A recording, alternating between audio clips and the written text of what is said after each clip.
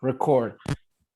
What's up, guys? First place boys. Welcome back to another recording of Tigres, La U. Let's go. What's up, guys? How you doing, Lewis? How you doing, Sean? What's up? Good to see everybody. I'm happy with being at the top of the table, even though Sean tries to bring us down. Dude, that's the first thing he said as soon as we got on. He's trying to spoil our little run that we got here. It's a shitty run, but it's dubs. You take a dub any way you can get it. I'm not one to complain. I just, you always want the best for your boys. Yeah, don't we all? But we're riding a 5-game winning streak. What's up, Woods? How we doing? I can't hear you, my friend. Okay, you'll be back. Okay. 5 games, 5-game winning streak. Mazatlan, Tijuana, Atlas, Juarez, and then lastly Querétaro. Querétaro, which we know Sean was not very content with. He blew up our, group chat, how pissed off he is about a Querétaro win, after we got 2 red cards. So why don't we pick it up there? Let's talk about, that last game, which, it should have been a more, I want to say a bigger lead of goals, but it did not happen. There's a couple of things that definitely caught my eye, especially the refereeing. But yeah. there we go. There you go, Woods. You're There back. we You're go. back. I was just testing my microphone. Right. You're good. You're good, brother. Right, Welcome. sorry. Welcome. So Querétaro dub 2-1. Initial thoughts, Sean. Let's start off with you because I want to get all the negative out of the way. All right. I would say my primary concern is obviously I'm happy that we're winning, but it's just frustrating to watch the lack of discipline with this team, despite the success we're finding. Because if you look at the schedule that we've played, most of the teams are at the moment bottom of the table, and it's not even like outside of Atlas, it's not teams that I would expect us to have any trouble with. The Querétaros and the Mazatlans of the world, we should be beating. And so the concern that I have is that as you run into an America who isn't in form, yes, obviously, but if you run into a Puebla, a Toluca, some of those teams that are playing pretty well right now, you're not going to be able to get away with some of the crap that we're pulling lately and still find the level of success that we're on. The 5-game winning streak is fantastic to have in hand. It's nice to have the points in hand over everybody else, be a point clear of the entire league, and then a couple of points clear of people that I would really consider direct rivals between Monterrey or actual title challengers. But still, obviously, good to see Guido performing well. I thought his advances into the box were an interesting development, and something that may have been brought out by Carioca's presence. Mm-hmm. I thought, obviously, Lichnowsky's high boot challenge in the box was, continues the level of frustration that we have with him and his defending and the backline's inconsistency and the worrisome that we feel there. But overall, we're all in agreement that it's nice to be top of the table. It's better than being in 14th like America is. I was having that thought consideration the other day of what would our fan base be like right now, and what would this podcast be like if we were having 4 points instead of 15.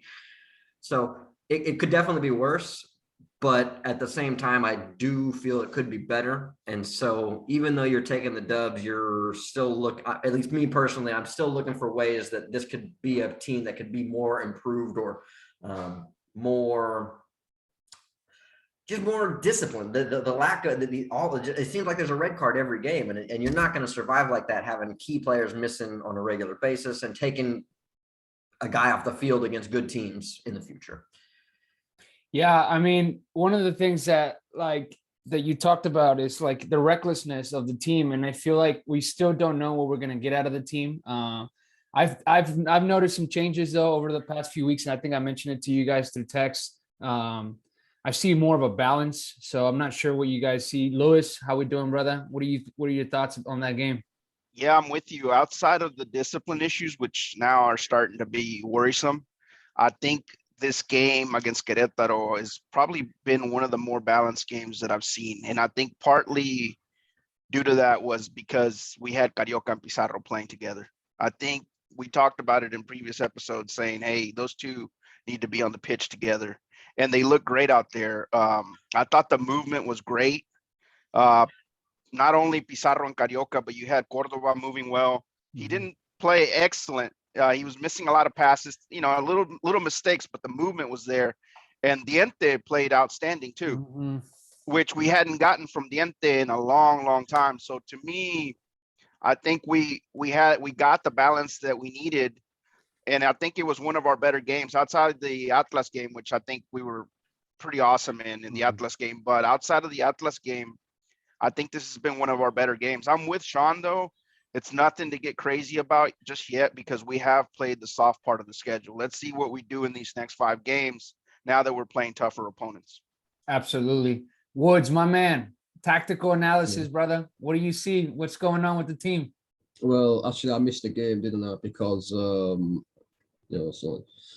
my video is glitching now to speak like this. But yeah, the Brasil Feminina Copa America final, which we won, by the way, big up them. We're playing at the same time. However, I did catch up with the extended highlights, and I do agree with Lewis that, Carioca starting does make a world of a difference. And that's not to throw any heat at Juan Pablo Vigon at all, because he's just as an important player, and it's a shame we can't fit them all into this same system. But as it currently stands, we're getting the best attacking play out the current players we got in this 4-4-2 setup. And the moment Jordi Caicedo came in the previous week, I just knew once he settles in, and immediately when he came off the bench, he's involved with the link-up play straight away. And that second goal was a fantastic team goal in general. And I like to see Cordova come into his own now. He's starting to play really well, starting to show his talent. And overall, they're starting to work a lot harder. I see where Sean's coming from, where the discipline point of view, and this is the best I've seen Diogo Reyes for a very long while in this current patch. However, coming from me of all people, well, listen, the ego, I've been trying to be hopeful of this guy, but this guy defends without his brain. I swear, my life. Dude, I thought about you this past game because he's had some great, he's had great clearances. He's got good saves, headers in the box. He's active. He's even look at his mannerisms on the field are a lot more comfortable. He doesn't seem like he's gonna screw up as soon as he's moving up forward with the ball. So I'm glad he touched up on him. I think he's one of the reasons why we are doing great in the back. Also with Angulo locking down more of the left side and, the cohesiveness that they have back there. I think it's a lot more team oriented as opposed to the past 2 seasons when we got Piojo and started. It was more like you're on your own, depending on what side of the field you were on. So I think the team definitely looks more balanced. I think they have been working on the defensive end, and it shows, obviously, even though it's a easy matchup, but we gave up 2 goals to Mazatlan last year, and Atlas, we gave up multiple goals. So I think that on that end, I think we're seeing some improvement. There's still a lot of things that I would like to see, but I think that we're heading into the right direction. We might not have the most, I don't want to say talented team or clear number 1 roster, but I think that we have I don't, like always, the championship pedigree, but I think that we're doing the right things, even though they're not explosive as they were in the past. I think I'd like to push back on that, the roster part. Yeah, because if you look at it, we're all in agreement that we're not in top form, and yet we're sitting top of the table. And that's with missing people regularly due to these red cards. Yeah. Cordova is playing out of his mind this season. Caicedo has fit right in and been exactly what we all thought he was going to be in that group chat. I thought that Luis's kind of breakdown of how the defense got disconnected for the Querétaro goal this week, where he kind of drew out the lines and was indicating where everybody kind of ended up and how that goal actually got scored, was a really kind of interesting breakdown between that and the cohesiveness and connectivity between Angulo and the wingers as well. I thought that was really great work from Luis, and really interesting to see. And so I think that, you take the good with the bad, where we've all had the complaints on the back line and our disagreements with who Piojo is using in the midfield. We all want to see Carioca and Pizarro together, and it takes, a red card from Vigon to finally get our wish. But even with that said, Vigon's been playing outstanding. We lose Tovan for multiple games in this run. We've continued on winning like there's absolutely no problem on the wing. So Gignac, 34 years old. We're all waiting for 36, brother. 36. My apologies. So I mean, look, we're all waiting for him to finally show his age. He just keeps scoring goals, So I would push back a little bit. I think we might have the best roster accidentally, and we might not even be recognizing it because somehow we're finding all these ways to win games, even though it feels like we shouldn't be. Yeah, Diego Reyes had a wicked game against Juarez, but I said this before, when he's at his best, he's really imposing and you can trust him at the back. But let's just wait till he has one bad let's wait till he has one bad game and he'll start doing fucking star jumps in his own box again. You said something there that I was going to touch upon later on, but I want to make sure, and since this is a good point, I think, do we need Tovan to win the championship? Is he crucial? The way Fulgencio's playing right now, I don't know, man. Fulgencio, I don't know where he came from because I've never seen him play this well at Tigres, but he's moving well without the ball. He's dribbling well. His tactical discipline. Excellent crosses.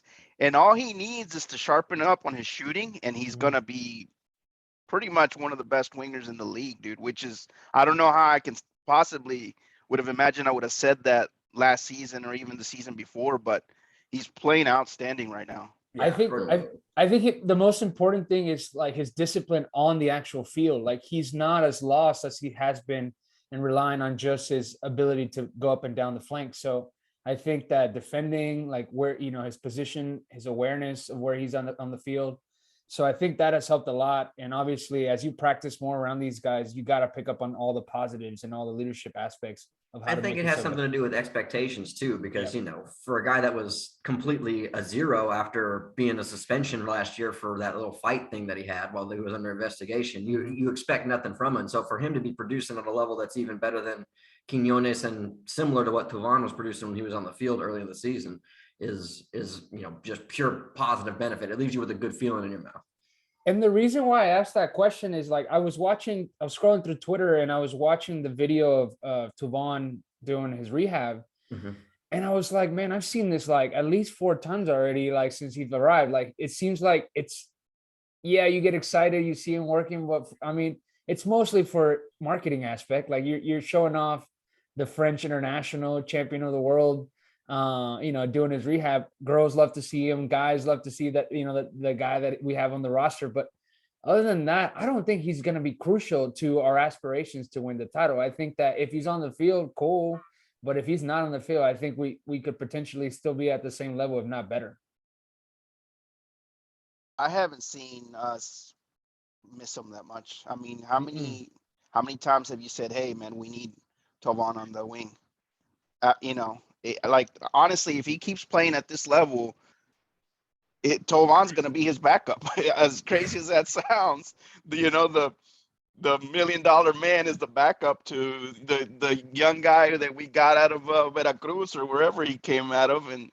But that's the truth. I mean, he's playing so well that Tovan's going to have to earn that spot back, and it's going to be tough because if he can't stay healthy, good luck trying to get back on the pitch. And that's my point exactly. He's expected to come back next week, maybe at most, or further along the line at the Clásico, the game after that. You're talking, and then we got a few games, and we head into playoffs, especially like with this like lead that we've established of points. I just don't think he's gonna be someone that we require. I think the team will have earned and develop good form, especially with the early play of these guys, these 6 games into the season. I'll say the same thing I said about Diente earlier when we were kind of counting them out. Yeah. About 2 or 3 games ago. He might have a shot again come CONCACAF. We keep forgetting that there's another tournament coming up, and we'll need people rested, and we'll need to rotate. So he'll have another shot at it. And if he can play great in CONCACAF, then that'll be enough to maybe get him back into the starting lineup for the league games. Yeah, I do see Piojo's intent though, especially with Córdoba starting this season. I see the intent of leaving Carioca on the bench. I don't agree with it. I think that this past game, even if we got the red cards for most parts of the game, we still demonstrated that we could play that way and still be intense, pressuring the ball. But the main thing that, I saw that I was like, oh shit, like this is why Piojo wants him. we talked about Pizarro because we mentioned him a lot of times, playing almost as a second forward at times in the development of plays. But Cordova was in the box right behind him. Like at all times, both midfielders that were playing ahead of Carioca were in the box at all times. So I think that if, the way that he intends to play and, with Vigon, in theory, able to give you that like he did last season, that's why he's choosing Vigon, Cordova, and Pizarro and not Carioca. But it's tough, man. I think that you got to include him somehow. We got another game at it or shot at it to include him this upcoming game. Somebody was saying, oh, sorry, go ahead, Sean.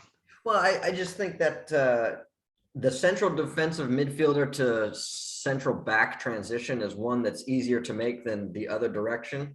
It's always easier to move backwards than it is forward up the pitch in terms of positioning.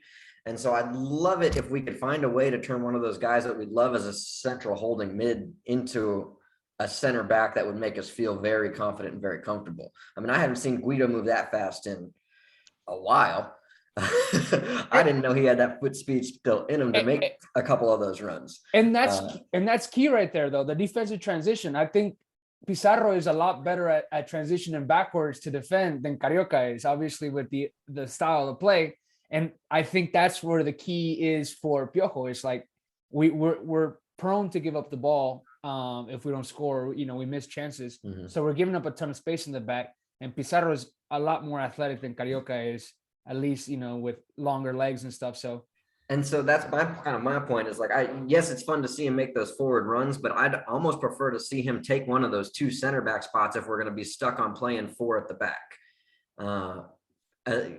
Just to find a way to get all of the guys that we think are the best 11 on there. Because at this point, it seems like our best 11 is almost a 3-6-1 with Gignac and then darn near four center mids, the two wingers, and then three guys at the back with the way that we're going. And so you just can't cram that many people into the midfield realistically. So you got to find a way to pull one of those guys out of the center and then put him on the back line and just use him as an uber athletic defender almost, is would be my hope. But we continue the Diego Reyes and Igor Lichnowsky pairing and watch Carioca sit on the bench. So I would hope that we find a way to make better use of that spot, either in sending somebody out and finding an improvement in a different international. I know we've had some discussions around a couple of Argentinians in the group chat, but it would be nice to make better use of our roster of the 11 spots that we got. It feels like almost. Igor Lichnowsky can hold bench for all I care, honestly. And we're even yet to see this, Unna come in and play, aren't we? But at the same time, obviously, Aquino's been obviously doing a great job there. So obviously, Jesus Angulo, at the minute, the whole team, we've got a lot of selection headaches, but it's a good thing you want as a supporter, as a team, and as a manager. And look, we could sit here and debate about who should play where all day, but at the minute, if we're playing with this current intensity, then it's quite hard to drop a winning side. And in terms of the midfielders we've got, obviously Guido Pizarro, Carioca, and Juan Pablo Vigon, they're all highly quality midfielders in their own regards, but they're all different players. Obviously, Vigon offers more of that goal threat. Carioca is more of that man who controls the midfield, and just gives us that you said, more like fluidity and just and it's the perfect midfielder you want to bring on when you want to control the game, sort of. If you just want to control the game from minute one. So it is a good predicament to see ourselves in. However, I think it's going to have to change up game by game, and especially with this one of the games we've got coming up, it might be the time to start rotating. And by the way, before Raimundo Filiencio, by the way, is my favourite player currently my favourite Tigres player. He's so good. You've been high on him since like forever ago, and I was dumbfounded when you brought him up, just because I was like, does this guy know who this guy is? Like, there's no way this guy's his favorite, and this guy's like starting fights at clubs. Like, I know Woods would not choose a guy that's out getting drunk starting fights at clubs as a potential, high talent for our team. But here he is, doing his thing.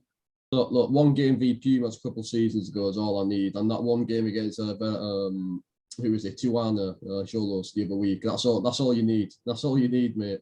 This guy has got the smoothest ball control I've seen in the Tigres shirt since I don't put Eduardo Vargas there. I don't know. The guy's so slick on the ball. He's got a great cross. You know, he's creative. He's smart. He's quick. And it's like Lewis said, as long as he just needs to fix up that little last bit of his game, you know, he's finishing that side of his game, and he'll be unbelievable. He's like a good attitude Quinones right now. Yeah, because he did have a couple.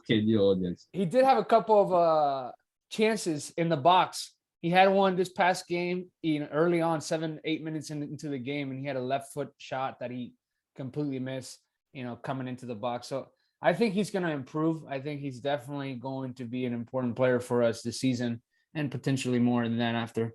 But so we got upcoming game against Pachuca. This is the game that, turned everything around for us last season, riding a high wave of great soccer. And then since that Pachuca game last season, everything started going downhill. So we get another shot at it. How are we feeling about this game? Pachuca has not been its regular self from the previous season. I think Piojo knows that that was the game last year that made everything go downhill. Because remember, after Pachuca, things didn't go our way anymore. We didn't have any. I think we had one good game after that, but the rest were not very good. And from everything I'm reading online, they're saying that Piojo's planning to go with 5 at the back. I saw that today. And yeah, I think he's putting. It's not that I don't like 5 at the back. It's the 5 he's gonna use at the back that's got me worried. To me, Angulo as a wing back is not gonna work.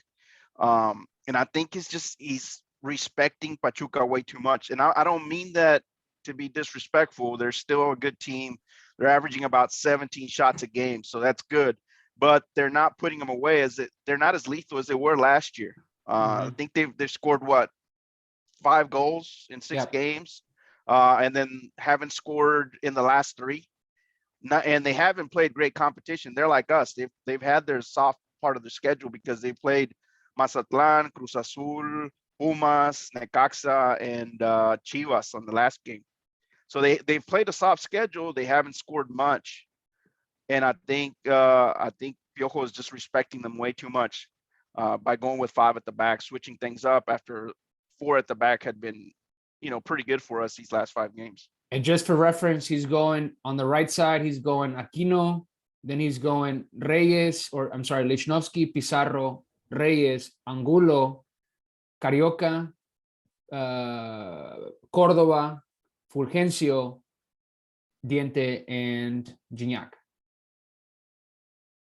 So he's counting on Fulgencio to come in and do some of the dirty work in the middle to allow the wingbacks to go up. And I agree with you, Lewis. I don't think after seeing Angulo now for a number of games with our team, I don't think his best fit on our squad is at the left wingback position. I think he's slightly limited going forward, even though he scored a goal this season. But I think that the back 4 gives them that balance of, being able to cover the space in the back and only go up as needed. That goal, though, was kind of that bounced off a dude and just kind of deflected in. That was more. I know it counts, but still. Hey, goal's a goal, bro. First professional goal. I would say the thing that I'm most happy about in hearing that, because I hadn't seen that we were thinking about running 5 at the back against these guys, is just the avoiding of the Tuca, right? Where it was like, hey, I can tell you who's going to start in the starting 11 for all 17 games when Tuca was here. That's the thing that I'm afraid of Piojo falling into, is just finding his 11 guys and then riding them into the ground. Yeah. On a team that is showing so much depth because of the red cards. We're having to regularly rotate guys in. And so that's given us the opportunity to see the talents of, 3 legitimate strikers between Gignac, Nico, and Caicedo. I think Caicedo's been absolutely excellent. Everything I could have wanted and more. You're seeing the depth of talent in the midfield between Quinones and Fulgencio and Flo on the wings. You're seeing that depth of center mid between the Cariocas and the Cordovas and the Vigons, and it's clear that we've got probably one extra guy for every spot except for defense, and it's frustrating to know that Angulo is probably best as a left back in a 4-back system as opposed to a 5-back system. But I do like that Piojo is willing to be flexible depending on our matchups. Just the different style in coaching, right? So it's just presents you with enough options to try and stay variable and different week to week, because not every week is going to be the kind of same thing where you can just trudge out the same system and just roll the balls out and go. Yep. And I think that's key, man. Like, we talked about, utilizing the whole roster. I wish coaches were more like we are when we play FIFA, like we rotate subs, like, you see the form of the player and athletic, ability to go down because they're tired, and it's like, okay, sub. And you don't care who's on the bench. You're just bringing them to, get them legs fresh. So I think I'm with you. I like the approach. I'm not necessarily down with the idea of running 5 in the back. I'm with Lewis on that. Woods, what do you think? 4 or 5 in the back? Oh, 5 in the back against Pachuca, 100%. And I think Lewis is spot on with. No, I think Lewis is spot on with your point about Angulo as well.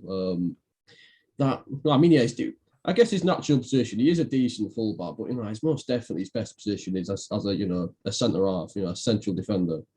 And when I look at Ibanez, even though the finishing has not been up to par recently, he's a striker that sits off the back post, possesses a lot of pace, and he pulls defences. So I don't know, I just reckon that type of profile player against fucking Igor Lichnowsky doing star jumps in the box, that's not going to fill me with a lot of confidence, I'm not going to lie. So I like a lot more solidity to sort of calm my nerves when we're on the defensive side. But they can, listen, even when they were playing well, they've always been a side which you can hit on the break. Yeah. One thing, Arnoldo, that I think we might see, I don't know yet, depends if he's fit, but we could see Loroña come in at one point. That's the one thing I was thinking when I heard we're going 5 at the back. I was like, he could easily pull Lichnowsky or Reyes, slide Aquino over to the left and drop in Loroña at some point in the game. And that kind of changes that 5. Once you bring in Loroña, I think that kind of changes things up because you're able to move some things around to make it a little more offensive. I think that 5 he's picking is a little too defensive. I think with a Pachuca team that's only scored, well, they're scoreless in the last 3 and also winless in the last 3 games. I think it's a little too defensive, in my opinion, to start out with. But I do see that potential move, which could change the shape of the team a little bit and make things a little more dynamic.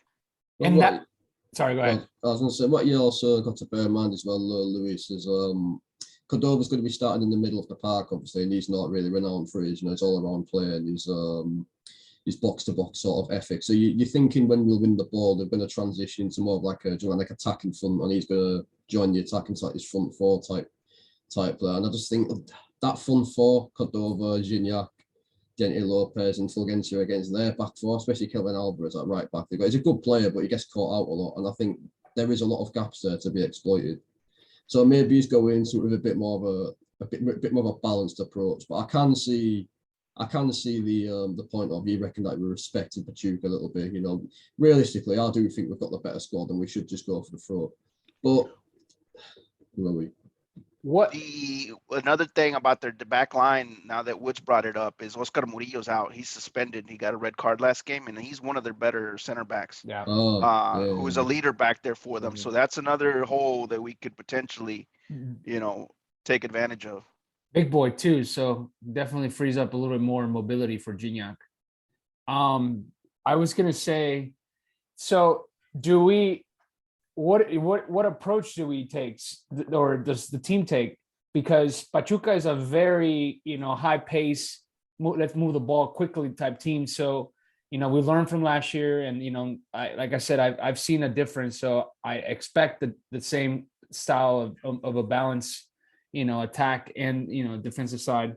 So what do we need to do in order to beat Pachuca?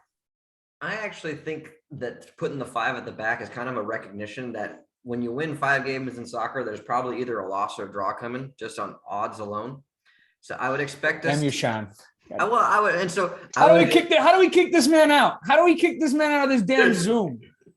I would expect us to play a high possession game to try and dictate the terms. I think that putting the 5 at the back is so that you can turn around and find a friend easily, as opposed to losing the ball regularly and then providing Puebla with those open spaces to run in transition. And so in order to try and win this game, I think we look to dominate possession to the tune of almost 60%, and then just wait for the Cordova and the Gignac and the Fulgencio runs to come into that open space around the Gonzalez's and the Alvarez's that are going to be back there. I think Brian, whatever his last name is, I forget. I think it's Brian. I'd have to look it up, but there's a Brian that's back there that I've always thought was a pretty solid defender as well. Brian Griffin, Cohog. What was that? I made a Family Guy reference. Just like That battle is going to be interesting to me because both teams like to have possession, but Yeah. I think Pachuca even more so. And I think Piojo is anticipating a huge battle for possession of the ball and a huge battle in the midfield. And I think that's why he's going with 5 to maybe try to control the game, not give up an early goal, and then have that option to move the lineup around just a little bit with 1 or 2 substitutions and make it more offensive. Yeah, he's being cautious. Exactly. He's being cautious. I think he's kind of like those heavyweight boxers in those first few rounds. I think he's going to wait it out to see what happens. If he can control the game, then he can get a little more offensive. But if Pachuca is winning possession, they're striking more, I think he's going to try to bunker down a little more with those 5 at the back. In which we did. That was like the first game last season, which I thought that we got outpossessed or even dominated in a game, even though it was a 2-1 score. I thought that Pachuca definitely possessed the ball a lot better than we did. And I think that's what he's anticipating. He's being cautious about the mobility and, the possession style attack that they have. So it's going to be a good game. I'm excited for it. It's an early Sunday game, so that's perfect. 6:00. That's not too bad. Didn't like the 7 or 8 o'clock game that we had a few weeks ago, or almost a month ago. Wait, what time's the game, sorry? 6 p.m. our time. Oh, so beautiful. Nice little midnight game for me. That's not too bad. Yeah, there we go. Continue the lack of sleep, my man. Oh, no. Midnight for a Tigres game, mate. Bad. I'm too used to seeing them at 3 or 4 a.m. Oh, wow. Man, I've been getting up the last couple of days at 5 to hit the gym, and I'm exhausted. Hey, all you need is a little sip of that Lucozade. You're all good to go. Yeah, let's go. But okay, last round, my friends. Predictions. What's score we got this Sunday? I'm going 1-1 Tigres. Tie. Yeah, we're going to tie out there. Oh, so you're on the Sean train. You foresee this tie coming? I think so. I think it's probably. I think in some way, somehow they find a way to sneak a goal in that's very frustrating. And I think we're back on this podcast in a week, mad that we didn't get a win that we probably deserve. But just the way the soccer gods go, the odds of stringing 6 together is tough. I'd love to see it though. I'd like to see a 2-1 win in all honesty, or maybe even a 1-0 win to keep the clean sheet. But I think a tie is probably your most likely scenario in this one, just because it's facing our first real upper half of the table test of the season. And so I think that the struggle to dictate terms may be evident for portions of this game. And so with that being the case, if you come out with a point away from it and you don't give up any ground or don't lose any ground to, a team that's in the top half of the table at the moment, I think that's a good enough result to kind of continue on and fight again for next week. Yep, I'm with that. Woods, prediction? Yeah, 3-0. Gignac double, Valencia. I love it. Well, I was gonna say we're taking a 1-0 loss. Yeah, not Mr. Negativity. No, get him out. I'm just thinking that I'm with you. Like 5 games in a row or 5 dubs in a row is pretty hard. And I rather us lose at this moment in the season and correct things and like figure them out than ride a 6-game winning streak that doesn't go hand in hand with the type of performances and the level of play that we should be playing at. So I think Pachuca always makes our games complicated. They beat, we can go as back as early 2000, winning the championships, the CONCACAF champions as more recent. Like, it's tough for me to like be down or good with the win in Pachuca. So if Tigres doesn't lose 1-0, I'm with you. It's a tie 1-1. We'll see. I see. It seems like you're taking the Piojo stance there. You're a little cautious. You're a little worried. Yeah, I'm worried, man, because like I don't want to get excited and like You be. look like you're sweating there, Ronaldo. You look like you stood up in court at the minute, Ronaldo. Come on now. I'm just concerned, my friends. I'm concerned that we will end the season with the #1 spot, and then, Toluca with the aggressiveness and like amazing and beautiful style of soccer is going to put 4 goals on us like Atlas did in one game. So I'd rather have the corrections early in the season, but I still stand by my statement earlier in this recording that I think that even though we are not the explosive team that we should be, I think we have all the little tangibles that make a winning team a championship team. Toluca being your go-to scary team? No. Dude, Any team with Carlos bro, Gonzalez and Leo Fernandez you- are not going to scare me for nothing. No, brother, you're No, no, missing no, out. no. You're missing out. You gotta watch them. It's like it's the Leon. Leos Of- Fernandez. It's Leo Fernandez. It's Fernando Navarro. It's like Nacho Ambriz is playing the way he played at Leon when they were dominating the league. It's awesome to watch. Like, watch a game, dude. I watched I think it was the second or third game of the season, and I was super impressed, like how fast they moved the ball. Like, I was like, damn, that's the way we should be playing with the type of players that we have. I think it's Monterrey. That's the one that scares me the most. Nah, they choke, Yeah. bro. They Oh, choke. them lot. Oh, yeah. Them They fucking choke. That's meat eaters. those are the only guys that are scaring me at this moment. What team? What team? Never heard of them, Sean. Who's that? Oh man. But good time, guys. Right, perfect timing. The recording's about to end. We actually went a little longer than I thought. But great conversation. It was great to be back. I think it had been like almost 3 weeks since we had recorded. We got a lot of games in like a couple of weeks. So I think the last recording was game 3, and now we're about to have game 7. So till next time, thank you guys for y'all's time, and we'll catch you guys online. Hey, guys. See you. Peace.